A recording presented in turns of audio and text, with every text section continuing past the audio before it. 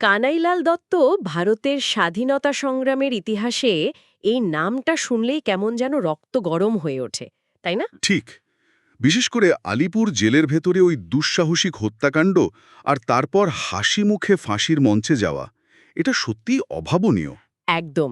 আজকের আলোচনায় আমরা এই কানাইলাল দত্ত আর আলিপুর বোমা মামলার সেই বিশেষ অধ্যায়টা নিয়ে কথা বলব, মানে নরেন গোসাই হত্যাকাণ্ড। হ্যাঁ, আমরা চেষ্টা করব ঘটনার গভীরে যেতে, কানাইলালের ভূমিকা, তার ওই নির্ভীক মনোভাব, আর সবচেয়ে বড় কথা, জেলের মতো একটা জায়গায় কিভাবে এই অসম্ভব পরিকল্পনা সফল হলো।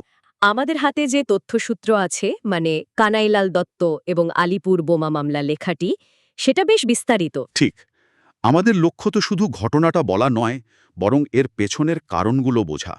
কেন কানাইলাল তার একসময়ের বন্ধু নরেন গোসাইকে হত্যার সিদ্ধান্ত নিলেন? আর কিভাবেই বা করলেন, তার ফলাফলই বা কি দাঁড়ালো? হুম এর মধ্যে অনেক কিছু জড়িয়ে আছে। সাহস, বিশ্বাসঘাতকতা, আত্মত্যাগ, আবার অন্যদিকে প্রতিবাদ। ওই সময়ের একটা লেখা ছিল না ইন্দ্রনাথ বন্দ্যোপাধ্যায়ের, খুব হিট করেছিল। হ্যাঁ হ্যাঁ, মনে পড়েছে। দাপরে কানাই ছিল নন্দের নন্দন। গোসাই হলো গুলিখোর, কানাই নিল ফাঁসি, কোন চোখে বা কাঁধি বলো, কোন চোখে বা হাসি। পরিস্থিতিটা যেন এই দুটো লাইনেই ধরা আছে। সত্যিই তাই। আচ্ছা, তাহলে শুরু করা যাক প্রেক্ষাপটটা দিয়ে। ১৯০৮ সাল। ঠিক। ১৯০৮ সালের ৩০শে এপ্রিল মুজাফরপুরে ক্ষুদিরাম বসু ও প্রফুল্ল চাকি চেষ্টা করলেন ম্যাজিস্ট্রেট কিংসফোর্ডকে হত্যা করার।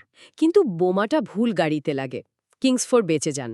হ্যাঁ, কিন্তু এই ঘটনা ব্রিটিশ সরকারকে একেবারে, যাকে বলে না, নাড়িয়ে দিয়েছিল। এরপরই শুরু হলো ধরপকড়, ব্যাপক ধরপকড়। কলকাতা আর তার আশেপাশে মুরারিপুকুরের বাগানবাড়ি তো ছিল বিপ্লবীদের একটা বড় আড্ডা, তাই না? একদম। বারিন ঘোষের নেতৃত্বে ওটাই ছিল কেন্দ্র। পুলিশ ওখানে হানা দিয়ে প্রচুর বোমা, অস্ত্র, বোমা বানানোর মালমশলা সব উদ্ধার করে। আর তখনই তো বড় বড় সব নেতারা ধরা পড়লেন। অরবিন্দ ঘোষ, বারিন ঘোষ। হ্যাঁ, উপেন্দ্রনাথ বন্দ্যোপাধ্যায়, উল্লাসকর দত্ত, আর তাদের সঙ্গেই কানাইলাল দত্ত এবং নরেন্দ্রনাথ গোস্বামী, মানে নরেন গোসাই। আর এই সব গ্রেফতার নিয়েই শুরু হলো বিখ্যাত আলিপুর বোমা মামলা। প্রায় ৪০ জন আসামি ছিলেন বোধহয়। ৪০ জনের কাছাকাছি।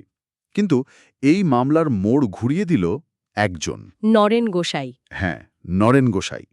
শোনা যায় পুলিশি অত্যাচার সহ্য করতে না পেরে, বা হয়তো শাস্তি কমানোর লোভে, তিনি রাজসাক্ষী হতে রাজি হয়ে যান।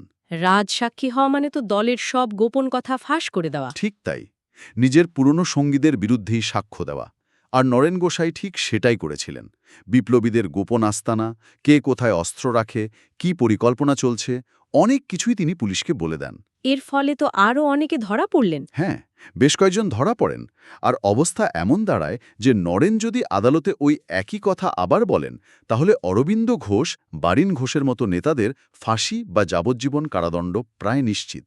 এটা তো বিপ্লবীদের জন্য একটা বিরাট বড় ধাক্কা ছিল। যাকে বিশ্বাস করা হতো সেই এখন সবচেয়ে বড় শত্রু। সাংঘাতিক পরিস্থিতি। জেলের ভেতরে বসে বাকি বিপ্লবীরাও বুঝতে পারছিলেন যে কিছু একটা করতেই হবে, নইলে পুরো আন্দোলনটাই শেষ হয়ে যাবে। কিন্তু জেলের মধ্যে থেকে কি করা সম্ভব? চারদিকে এত পাহারা। এখানেই এলেন কানাইলাল দত্ত আর সত্যেন্দ্রনাথ বসু। তারাও তখন আলিপুর সেন্ট্রাল জেলে বন্দী। তারাই কি ঠিক করলেন যে নরেন গোসাইকে সরাতে হবে? হ্যাঁ, তারা বুঝলেন নরেন গোসাইকে আদালতে পৌঁছনোর আগেই থামাতে হবে, আর তার একমাত্র উপায় হল হত্যা। জেলের ভেতরে বসেই এই চরম সিদ্ধান্তটা তারা নিলেন। ভাবা যায়, জেলের ভেতরে হত্যার প্ল্যান। এটা কি শুধু তাদের দুজনেরই সিদ্ধান্ত ছিল? মূলত কানাইলাল আর সত্যেন, মানে তারাই দায়িত্বটা নেন। যদিও অন্য বন্দীরাও নরেনের উপর প্রচণ্ড ক্ষুব্ধ ছিলেন, কিন্তু এই ভয়ঙ্কর ঝুঁকিটা নেওয়ার সাহস দেখালেন এই দুজনই। এর আগে নাকি জেল থেকে পালানোরও একটা চেষ্টা হয়েছিল। কানাইলাল কি তাতে ছিলেন? হ্যাঁ, প্রথমে নাকি ছিলেন, কিন্তু পরে নিজেই সরে আসেন। বলতেন পালানোটা নাকি কাপুরুষের কাজ। কি আশ্চর্য! একদিকে অরবিন্দ ঘোষ জেলে বসে আধ্যাত্মিক চর্চা করছেন, অন্যদিকে কানাইলাল এই রকম একটা হিংসাত্মক পথে হাঁটছেন।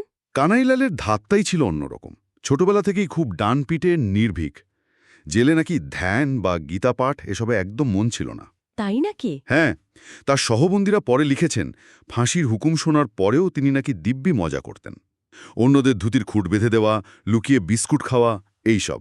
মৃত্যুর সামনে দাঁড়িয়েও এত শান্ত। এটা কি শুধু মনের জোর নাকি অন্য কিছু?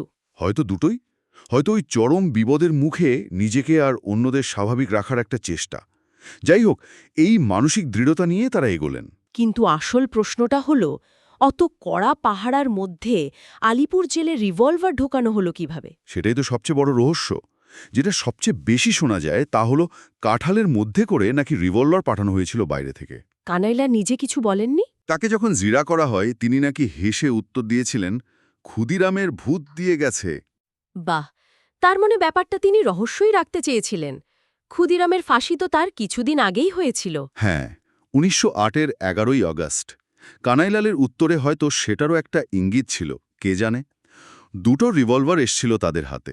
আচ্ছা, অস্ত্র তো এলো, এবার পরিকল্পনাটা কাজে লাগানোর পালা। সেটাও নিশ্চয়ই খুব কঠিন ছিল। ভীষণ কঠিন। শুরু হলো অসুস্থতার অভিনয়। প্রথমে সত্যেন্দ্রনাথ বসু পেটের গোলমালের নাম করে জেল হাসপাতালে ভর্তি হলেন। তারপর কানাইলাল? কয়েকদিন পর কানাইলালও পেটে সাংঘাতিক ব্যথার ভান করে হাসপাতালে যাওয়ার আবেদন করলেন। শোনা যায় হাসপাতালের এক বাঙালি ডাক্তারবাবু নাকি একটু সহানুভূতি দেখিয়েছিলেন। তিনিই সাহায্য হলেন ভর্তি হতে। কিন্তু অস্ত্রগুলো, সেগুলো হাসপাতালে গেল কি করে?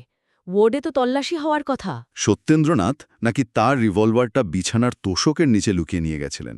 হাসপাতালের ওয়ার্ডে অতটা কড়া চেকিং হতো না। আর কানাইলালেরটা? কানাইলালের কাজটা একটু শক্ত ছিল।